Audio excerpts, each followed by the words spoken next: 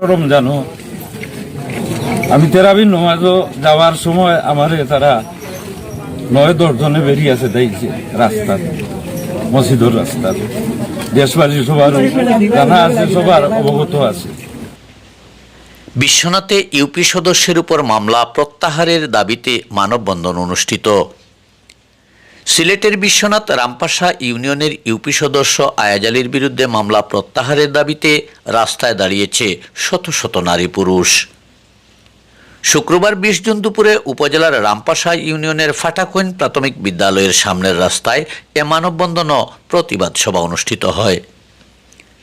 স্থানীয় সূত্রে জানা গেছে, একটি ঘটনাকে কেন্দ্র করে ইউপি সদস্য আয়াজ আলীকে আসামি করা হয়েছে। ইউপি সদস্য আয়াজ আলী এ ঘটনার সাথে জড়িত নয়, এমনকি ঘটনার দিন মেম্বার আয়াজ আলী উপস্থিত ছিলেন না। এলাকায় না থেকে কিভাবে একজন জনপ্রতিনিধি মামলার আসামি হন, এমনটাই প্রশ্ন তুলছেন এলাকাবাসী। একজন জনপ্রতিনিধি, কিন্তু আমরা জানি যে উনি ওখানে ছিলেন না। ওই দিন ঘটনার সময় শুক্রবার যে সময় ওই ঘটনাটা হয়, কিন্তু উনি ছিলেন না। উনি ছিলেন উনি আত্মীয়র বাড়িতে। এরপরে উনি কিভাবে এজাহারভুক্ত আসামি হওয়া।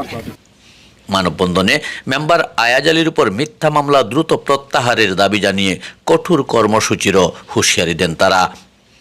এ সময় বক্তব্য রাখেন এলাকার বিশিষ্ট মুরব্বী রফিক আলী, ডাক্তার আব্দুল মতিন, গনিশা, সংগঠক তাজুল ইসলাম, স্থানীয় বাসিন্দা কাসাই বিবি, মিনারা বেগম, লায়লা বেগম প্রমুখ।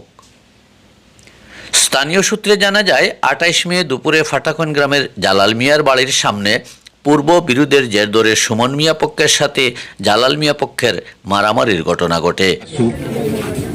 ওদেরকে বিচারের কথা কইয়া নিয়ে তারা প্রকাশ্যে দিয়েছে।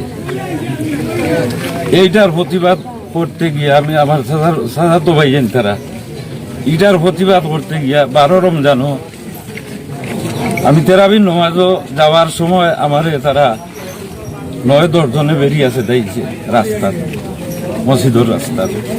দেশবাসী সবার জানা আছে, সবার অবগত আছে। এরপর এই যে ঈদ বকরা ঈদের আগের দিন বৃহস্পতিবার সকাল 9 ঘটিকার সময় মাসুক দিলনুর মহুর ওদের বাড়ির রাস্তায় তারা কাজ করে।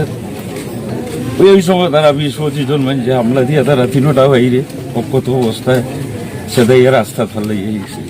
এ ঘটনায় 1 জুন 9 জনের নাম উল্লেখ করে থানায় মামলা দায়ের করেন জালাল মিয়া। এ মামলায় স্থানীয় ইউপি সদস্য আয়াজ আলীকে 2 নম্বর আসামি করা হয়েছে। এতক্ষণ আমাদের সাথে থাকার জন্য ধন্যবাদ। প্রতিদিনের নিত্য নতুন সংবাদ জানতে চোখ রাখুন সিলেট ডাইরেক্টের পর্দায়। সত্যের সন্ধানে আমাদের পথ চলা।